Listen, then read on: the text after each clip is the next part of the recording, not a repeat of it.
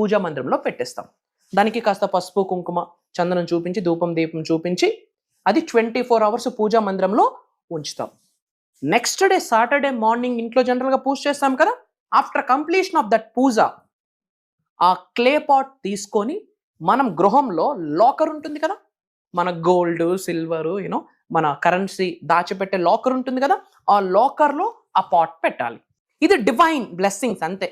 ఇందులో ఏమీ లాజిక్ లేదు, పెద్ద సైన్స్ ఏమీ లేదు, రాకెట్ సైన్స్ ఏమీ లేదు, పెద్ద శాస్త్రం కూడా ఏమీ లేదు. భగవంతుడి ఆశీర్వాదం అది. కాయిన్స్ లక్ష్మీదేవికి సంకేతం, మట్టి స్టెబిలిటీకి ఫౌండేషన్కి సంకేతం, ఎర్త్ ఎలిమెంట్ పృథ్వీకి సంకేతం, అండ్ పంచలోహాలన్నీ ధనము ధాన్యం అన్నీ వచ్చేది కూడా ఆ మట్టి నుండే కాబట్టి మట్టి పాత్ర, అండ్ రైస్ కూడా ధాన్యలక్ష్మికి సంకేతం. అండ్ చక్కగా 24 అవర్స్ పూజా మందిరంలో పెట్టాం కదా, అందులో డివైన్ ఎనర్జీ అందులో స్టోర్ అయింది. మనం చక్కగా ఆవాహయామి అని కూడా చెప్పుకున్నాము. 24 అవర్స్ పూజ